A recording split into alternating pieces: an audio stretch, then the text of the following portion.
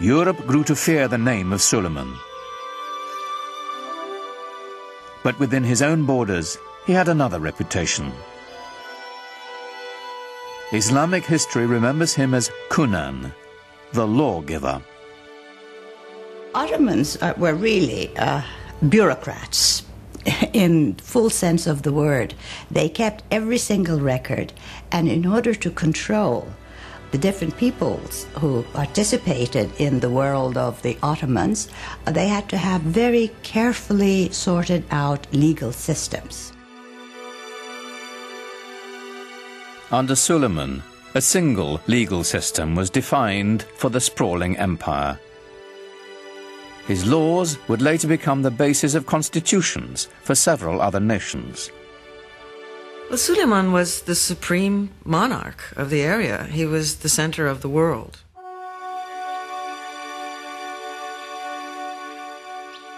He inaugurated a classical age in Ottoman architecture, commissioning some of the most spectacular buildings the world has ever seen.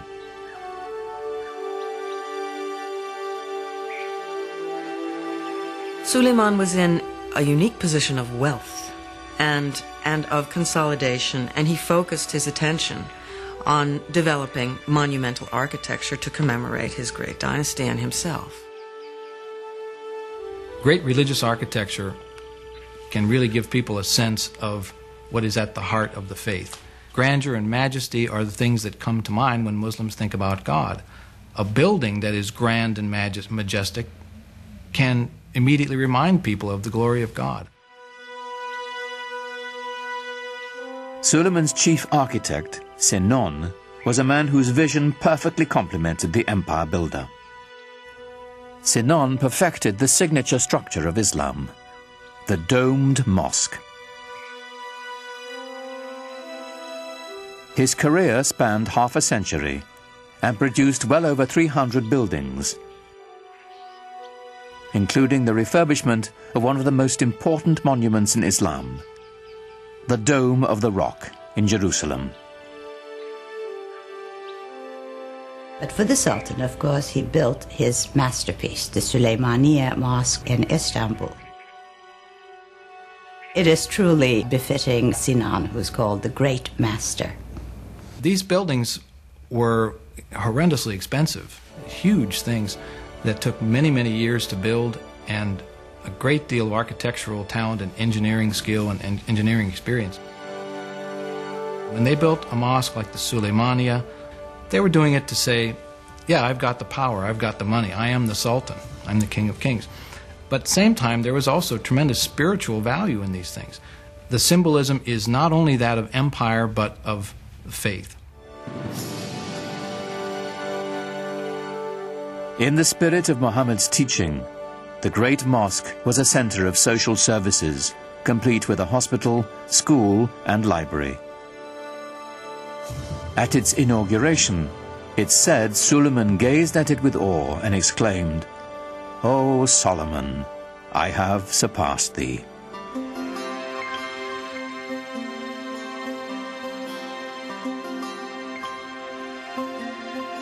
No less impressive was Suleiman's palace.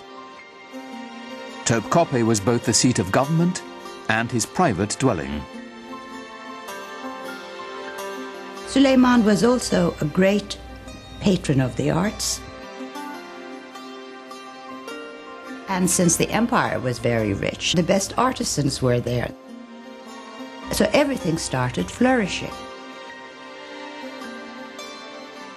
The architecture or the arts of his period show the first golden age of the Ottoman world.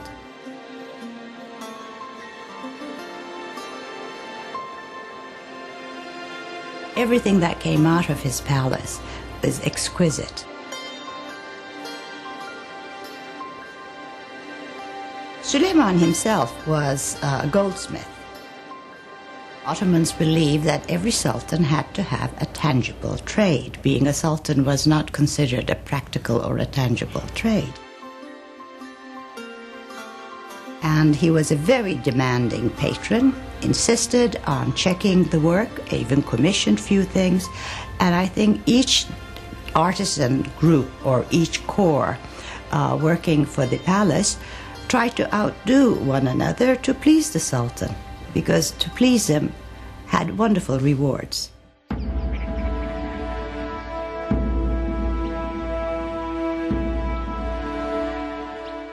And the Ottomans, of course, exercised quite a lot of influence on the European imagination, and the royal and the political, if you will, ceremony and pomp of the Ottomans was such that it would have humbled any citizen of the known world then.